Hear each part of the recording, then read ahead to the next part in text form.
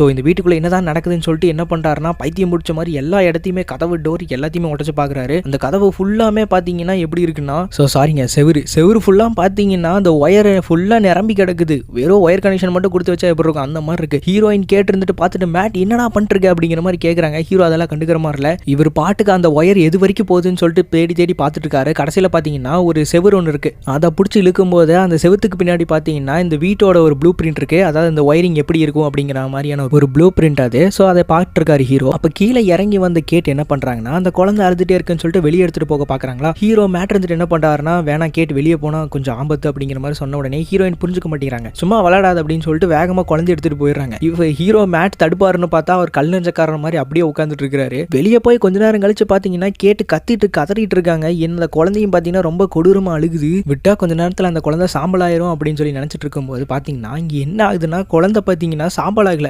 வேகமா ஏஜிங் ஆயிட்டு இருக்கு. அதாவது சின்ன குழந்தையா இருக்கும்ல. ஸோ இப்போ அந்த குழந்தை பாத்தீங்கன்னா ஒரு 10 வயசு பையன் மாதிரி மாறி இருக்கு. ஸோ ஹீரோ என்ன பண்ணியிருக்காருன்னா, குழந்தை அழுகிறத பார்த்துட்டு வேகமா வந்து ஹீரோயினையும் அந்த குழந்தையை தூக்கிட்டு வந்து இப்போ உள்ள வச்சிருக்காங்க. வச்சோன்னா பாத்தீங்கன்னா அந்த பையன் அப்படியே மயங்கி போய் விழுந்துடுறான். இங்க ஹீரோயின் கேட்டுக்கா ஒண்ணுமே புரியல. மேட் என்னதான் நடக்குது, இது எப்படி சாத்தியம், எனக்கு புரிய மாட்டேங்குது அப்படின்னு சொல்லி கேட்ட உடனே ஹீரோ இப்பதான் ஒன்னா சொல்லிட்டு இருக்காரு. அதாவது ஜாண்டோ அப்படிங்கிறவன் இந்த வீட்டில் இதுக்கு முன்னாடி வாழ்ந்தவங்கள 2 பேர்த்த கொண்டுட்டான். அது எதுக்குன்னு தெரியல, ஆனா அந்த ரூம் தான் என்ன கொல்ல சொல்லிச்சு அப்படிங்கிற மாதிரி சொல்லியிருந்தான். அவனை பார்க்க தான் நான் போயிருந்தேன். அவன் தான் இந்த மாதிரி சொன்னா, இந்த மாதிரி பொருள் எந்த பொருள் இருந்தாலும் இந்த ரூம்குள்ள மட்டும், அதாவது இந்த வீட்டுக்குள்ள மட்டும் தான் நம்ம யூஸ் பண்ண முடியும். வெளியே அதை எடுத்துட்டு போனா இந்த மாதிரி சாம்பல் ஆயிரும், அதாவது சீக்கிரமா ஏஜிங் ஆயிரும் இந்த பையனுக்கான மாதிரி. இது மட்டும் எனக்கு முன்னாடியே தெரிஞ்சிருந்தா இந்த குழந்தைய நான் அன்னைக்கே வேணாம்னு சொல்லியிருப்பேன் அப்படின்னு சொல்லி சொல்லும்போது கரெக்டாக அந்த குட்டி பையன் இங்கே ட்ரெஸ்ஸை மாற்றிட்டு வந்துடுவான். நம்ம